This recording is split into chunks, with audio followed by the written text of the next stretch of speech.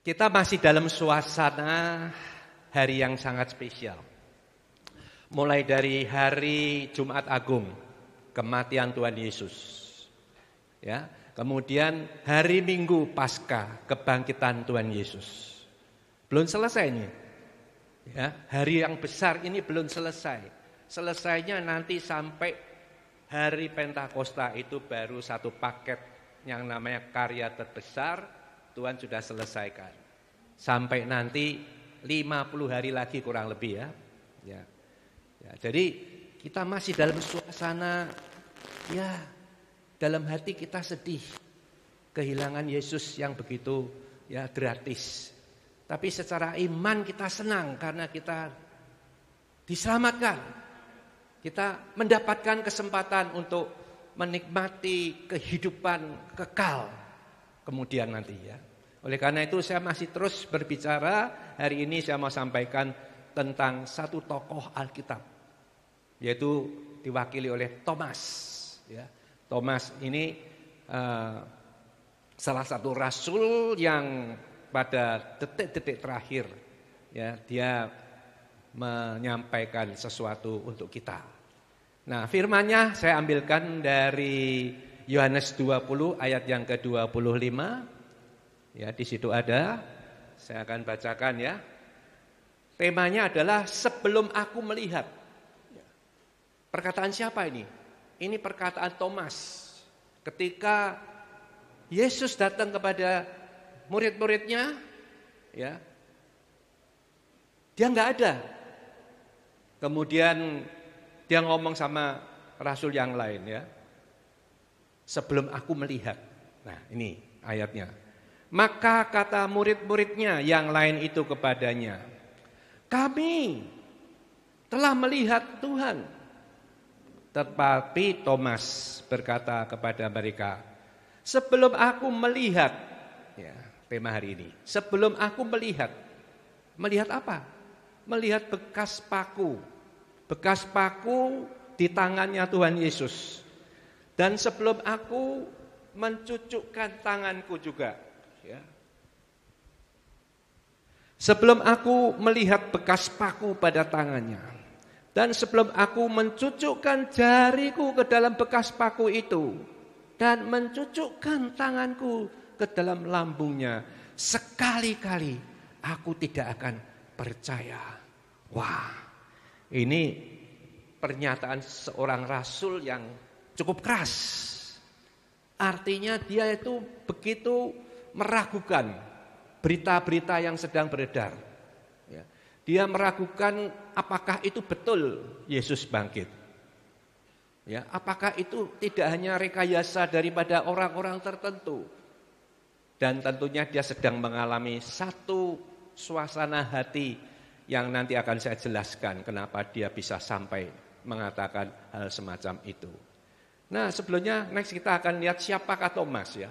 Thomas adalah seorang rasul yang dijuluki rasul ragu-ragu ya, karena ayat tadi itu. Lalu dia dapat nama rasul ragu-ragu. Awalnya Yesus bangkit, dia tidak percaya. Tidak mau percaya sehingga seminggu kemudian ia melihat sendiri. Nah, kisahnya adalah ketika hari Minggu ya, Yesus bangkit ya. Lalu disampaikan kepada teman-teman. Yang pertama menemui kubur kosong siapa? Ya, ibu-ibu ya. Wah, ibu-ibu ini berani, kendel ya. Yang rasul-rasul sudah ngacir pergi semua. Tidak ada yang berani dekat. Ibu-ibu yang datang. Nah, itu menjadi berita bahwa Yesus sudah bangkit. Tapi dia bilang enggak. Nah, kemudian sehingga 1 minggu kemudian, jadi Senin berikutnya, ya, Yesus datang. Rasul ini lahir di Galilea, tempatnya para murid-murid Yesus juga, ya, kira-kira dia umurnya sama Yesus hampir sama, 30-an umurnya, 30 sampai 35. Pendidikannya non formal. Ya, zaman itu susah cari sekolahan yang seperti sekarang, universitas ada di mana-mana ya. Dulu enggak ada. Ya, hanya bisa sekolahnya itu di pesantren. Pesantrennya orang Kristen ya. Di sinagog, dia sekolah di situ, belajar Alkitab, ya, belajar hukum Taurat. Lalu satu hari dia dipanggil untuk menjadi misionaris. Pendidikannya ya biasa, sangat rendah ya, tidak punya background teologis sama sekali.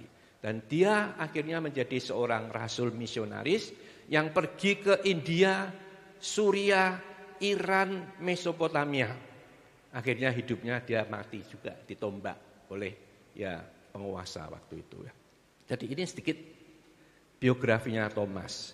Kemudian next kita lihat Thomas ini mengalami krisis iman yang sangat luar biasa. Ya.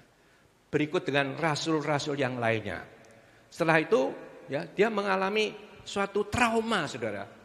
Trauma yang ya semua juga mengalami murid-muridnya waktu itu.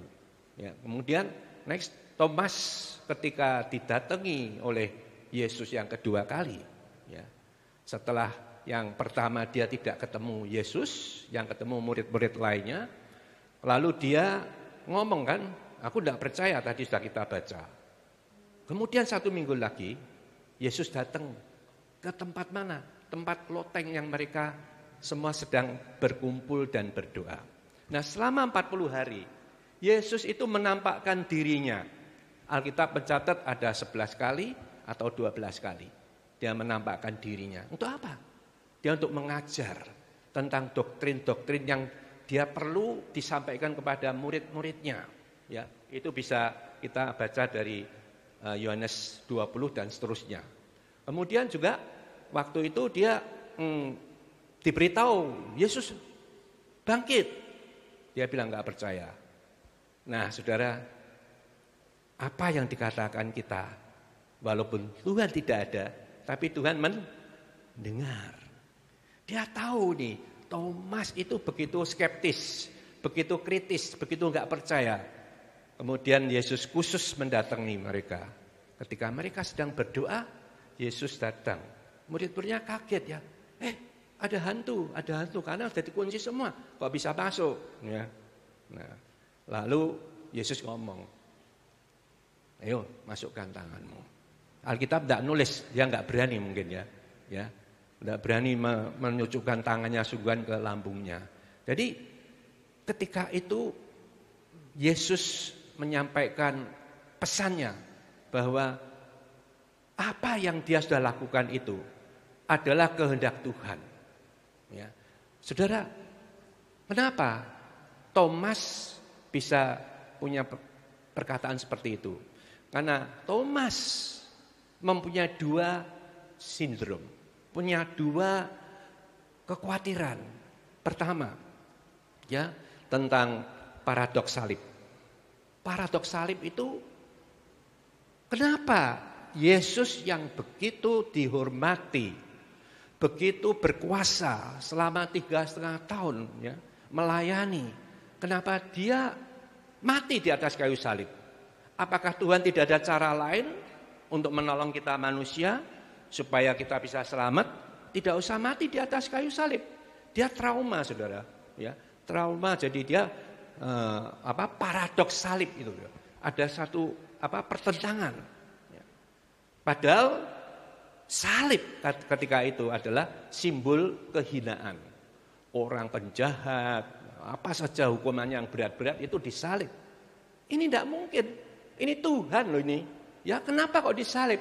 Jadi dia merasa paradoks salib. Jadi dia merasa ini tidak bisa diterima oleh akal sehat waktu itu. Ya. Kemudian yang kedua, trauma salib. Trauma salib itu melihat Yesus itu disiksa seperti itu ya. Kan dia juga lihat dari jauh, nggak berani dekat-dekat. Tapi dia lihat kesadisan daripada penguasa pada saat itu. Sehingga dia dicabuk, dia dihina, dan mulai malam itu dia ditangkap, sepanjang malam tidak tidur, dia dibawa ke pengadilan-pengadilan lokal, sampai akhirnya besoknya dia itu disalibkan. Trauma, saudara. Ya.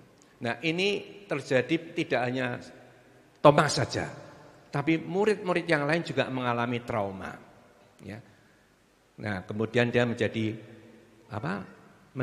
ragu-ragu. Apakah ini Tuhan benar-benar anak Allah? Kalau dia anak Allah, logikanya Tuhan Allah Bapa kita itu tidak mengizinkan anaknya mati disiksa. Tetapi kenapa ini terjadi? Nah, ini banyak pertanyaan-pertanyaan yang tidak bisa dijawab secara akal sehat manusia. Ya, pada saat itu mereka belum ngerti bahwa ini adalah rencana besar, karya terbesar Yesus yang mau menyelamatkan dunia ini, dan bagi orang-orang yang percaya akan diselamatkan. Nah, saudara, sampai di situ akhirnya bertanya, orang-orang bertanya, kalau Yesus bisa menyembuhkan orang mati, Yesus bisa membuat mujizat segala macam, mestinya dia nggak usah naik ke salib. Dia bisa menghilang misalnya, bisa ya menghilang. Tapi mau nggak Yesus? Nggak mau, karena dia datang ke dunia ini adalah memang membawa misi yang besar.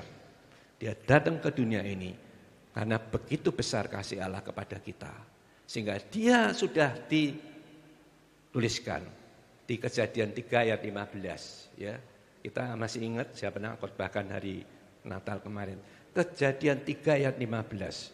Ketika Hawa jatuh ke dalam dosa, Allah bicara kepada ular. Ya, saya mengulang sedikit saja. Allah bicara sama ular bahwa aku akan membuat permusuhan antara kamu perempuan dan ular. Ya. Keturunanmu ular akan meremukkan tumiknya, tetapi keturunan perempuan ini akan meremukkan kepalamu. Dan ini adalah Injil yang paling tua. Ya, pertama kali ada Injil yaitu di situ. Itu bawaannya dia, memang dia harus mati di atas kayu salib. Dia harus dipaku, ya, tumiknya dipaku, diremukkan. Maka itu dia tetap jalan sampai ke kayu salib dan mati di sana. Ini yang tidak bisa diterima oleh Thomas dan teman-temannya. Mungkin juga bagi orang-orang yang tidak ngerti cerita sejarah kekristenan, menganggap lawang Tuhan kok bisa mati, ya kan? Nah, mereka nggak tahu. Ya, kita perlu doakan orang-orang yang belum ngerti tentang kasih Allah. Nah, kemudian kenapa dia mau mati? Balik kepada tadi, Kejadian 3 ayat 16. Dia mau mati di atas kayu salib. Kalau Yesus melawan kezaliman, kekerasan, keganasan dengan hal yang sama, ada selesainya enggak? Enggak ada selesainya. Kejahatan, kekerasan, kamu balas kejahatan, kekerasan, nanti ada lagi. Keturunan berikutnya sama, akan terjadi terus-menerus bahwa kejahatan itu akan terus berputar, tidak akan berhenti. Tapi Yesus membalas kejahatan dengan apa? Cinta kasih, menunjukkan pengorbanannya. Sehingga tidak ada pergolakan politik terus-menerus. Ya, maka itu kalau sekarang ini, kalau kita lihat dunia politik, apalagi lagi seru rame ini antara China sama Amerika, ya. Tarif dagang, kamu ngasih tarif dagang 32%, China juga ngasih 32%. Sampai akhirnya China berhenti. Pokoknya saya cuma mau 125 berhenti. Kamu mau naik-naik karepmu sana. Ya. Itu ya, Saudara. Itu juga suatu cara untuk menyelesaikan satu konflik dengan ya kasih. Oleh karena itu ketika Thomas itu ketemu dengan Yesus, lalu apa? Ya. Next. Yesus next. Lagi Thomas mengalami lawatan Tuhan yang luar biasa. Dari mana kita bisa tahu mengalami lawatan yang luar biasa? Dia mengatakan pengakuan hasil restorasi iman. Ketika dia berjumpa dengan Yesus, dia melihat sendiri Yesus bangkit. Kebangkitan Yesus itu bukan seperti setan ya, hanya bayang-bayang ya. Yesus itu bangkit, menampakkan diri, bisa makan enggak? Bisa makan, ya. Itu istimewa. Ini nggak bisa dipukul rata ya, semua orang mau seperti itu ya, setelah mati bisa bangkit seperti itu ya. Nanti wah bahaya sekali. Jadi hanya Tuhan yang ya punya kuasa yang luar biasa. Dia bisa seperti wujud manusia, dia bilang aku punya daging, aku punya tulang, ya. Jadi dia bisa makan. Saudara, setelah dia berjumpa dengan Yesus, seperti apa adanya Yesus sebelum dia mati, dia baru sadar. Wah, ya dia mau mengapa? Ya Tuhanku, ya Allahku. Ya Engkau Tuhanku, Engkau Allahku. Yang luar biasa. Lalu dia bertobat. Perkataan ini adalah perkataan pengakuan iman, saudara. Ya, tidak semua orang bisa seperti dia. Tapi ketika Thomas dilawat oleh Tuhan, dia sadar bahwa dia memang harus percaya bahwa Yesus sudah bangkit. Di sini semua percaya? Amin. Yesus sudah bangkit dan Yesus sekarang tetap berada bersama dengan kita. Amin. Roh Kudusnya terus memimpin kita di dalam setiap langkah kehidupan kita. Itu adalah iman kita yang tidak ada taranya, saudara. Ya. Kemudian, next.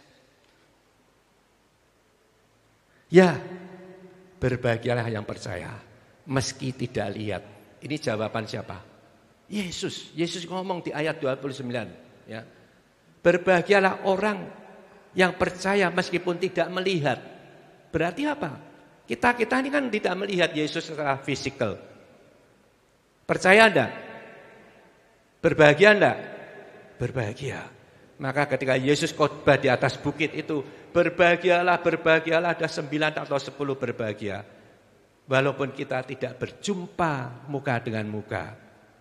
Ya, sekarang belum waktunya. Ya, nanti kalau mau berjumpa dengan Tuhan, muka dengan muka, nanti waktunya ada. Ya, kita percaya satu hari kita semua akan mengalami reuni yang besar di surga. Ya, reuni akbar di antara kita. Saya bisa ketemu pendeta David, Bapak yang tadi main musik sini ya. Halo Pak ya di situ. Itu adalah sesuatu yang Tuhan janjikan kepada kita. Thomas mendapatkan pujian dari Tuhan. Ya. Oke, karena kamu sudah sadar bahwa kematianku ini bukan karena kecelakaan. Kematianku ini bukan kematian yang konyol, tapi kematianku adalah membayar dosa siapa? Kita semua. Ya, dosanya saudara semua di sini sudah dibayar lunas, termasuk saya. Dibayar lunas. Dengan apa? Darahnya yang kudus. Saudara, dari kisah Thomas ini, saya mau membawa itu kepada kehidupan kita sehari-hari. Next. Ya. Bagaimana kita bisa keluar dari krisis iman? Rasul-rasul sedang mengalami krisis iman. Saudara pernah mengalami krisis iman? Pernah? Pernah semua. Ya. Semua pernah mengalami krisis. Iman itu seperti gelombang laut. Bisa pasang, bisa surut. Bukan berarti Anda kurang iman. Tapi memang ketika ujian datang, kadang-kadang kita itu seperti Thomas. Tuhan, aku sudah lama menderita. Sudah berdoa sekian tahun. Kenapa tidak dijawab? Bahkan ada, saya sering mendengar jemaat saya berdoa sama Tuhan. Kalau memang Tuhan ada, ya, datanglah malam ini, jumpai aku. Benar saudara, malam itu dia didatangi oleh Tuhan Yesus dalam bentuk sinar yang terang. Ya, lalu dia baru sadar.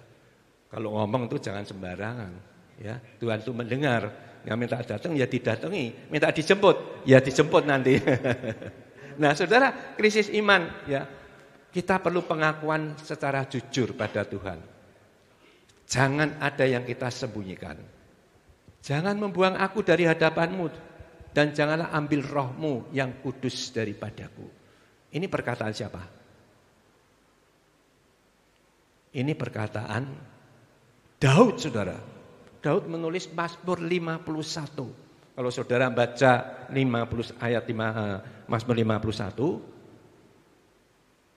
Daud sadar ya, ketika dia berbuat dosa.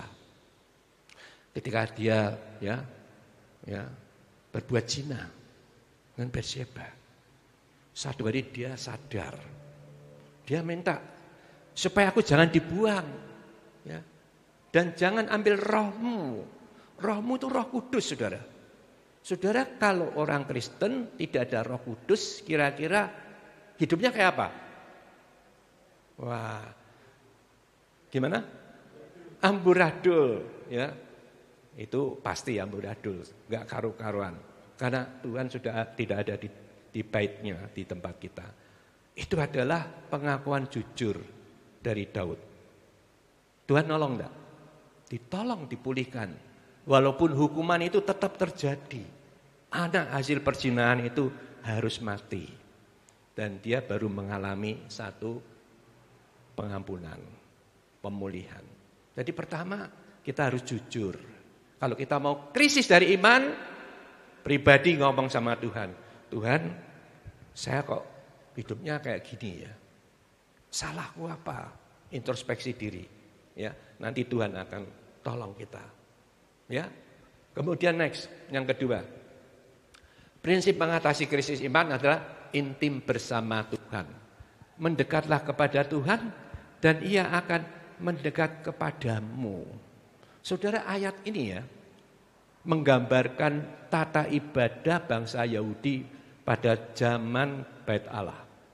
Ya. Orang saya ngutip ini dulu ya dari saudara sepupu kita ya, Muslim ya.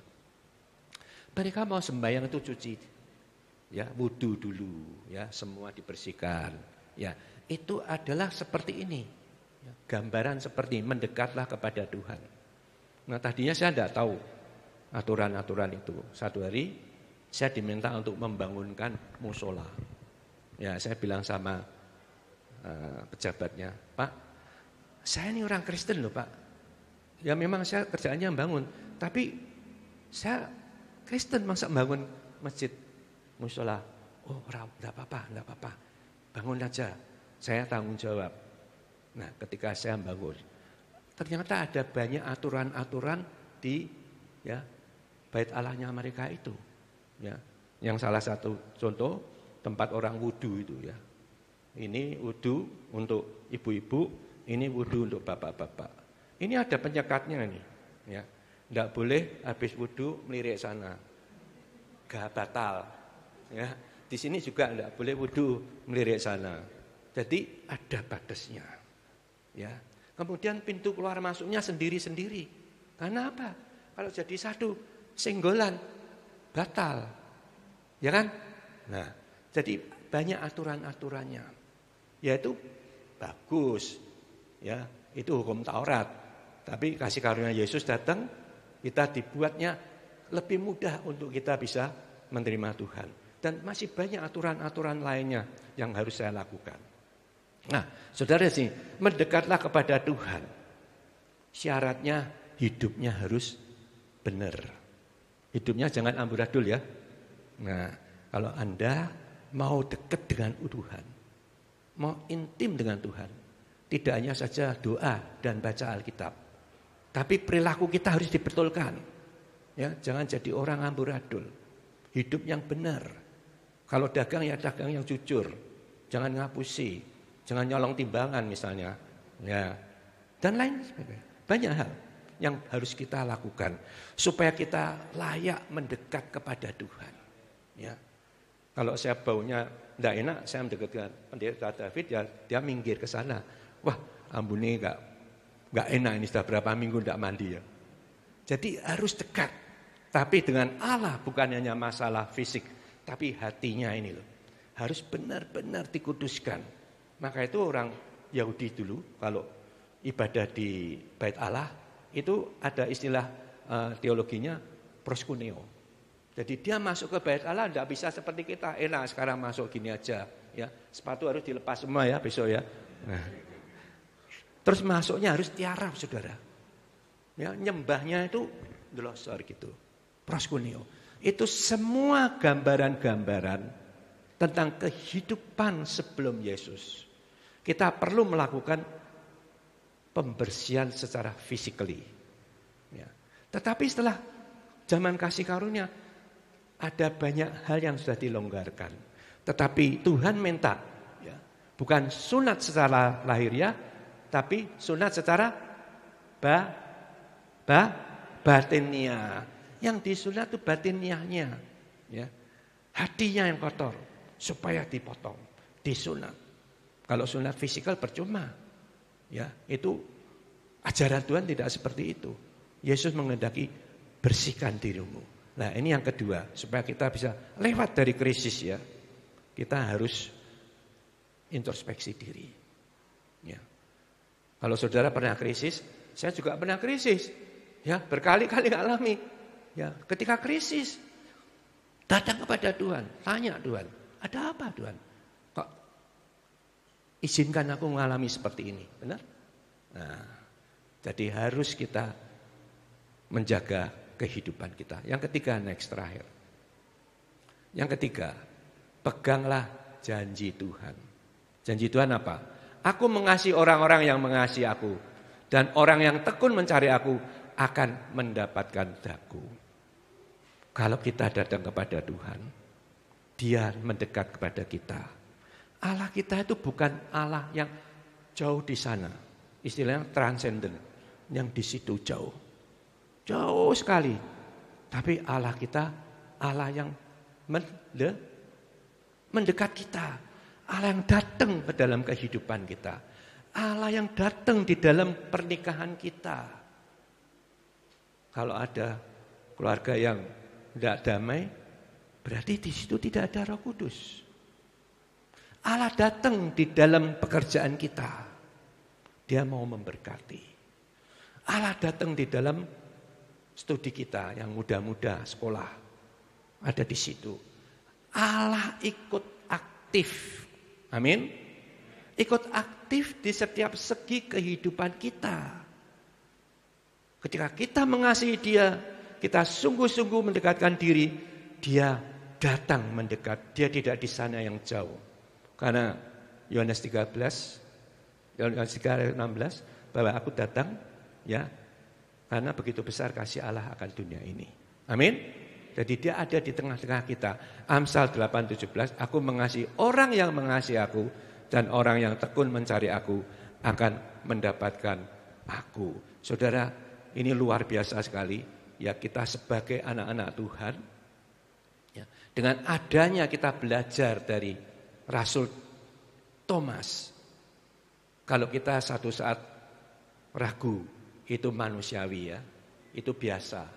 Tapi begitu kita selesai, kita cepat kembali seperti Thomas, langsung kembali kepada Tuhan, kembali kepada Sang Pencipta kita, maka Dia akan segera mengangkat kita. Dia akan segera menyelesaikan masalah kita. Mari kita masih ada sekitar berapa? Ini kalau sampai ke hari Pentakosta, pencurahan Roh Kudus, ya 40 hari lebih, ya. Ya, ada doa puasa 10 hari enggak di sini? Ada, ya? Nah, ya, sama gereja kita juga nanti ada 10 hari doa puasa, hari pencurahan Roh Kudus. Enaknya orang Kristen itu begitu tiap tahun SIM-nya diperpanjang, ya. Hari pencurahan Roh Kudus dikasih pencurahan yang baru, dikasih Roh Kudus yang baru. Jadi kita tiap tahun mengalami pembaharuan di dalam iman kita. Mari kita setia, ya, selama 40 hari ini, biarlah kita terus belajar tentang rahasia-rahasia firman Tuhan. Karena Dia datang untuk mengajar kita. Dia datang untuk mengajak kita kepada jalan yang lurus dan jalan yang benar. Amin. Mari kita berdoa.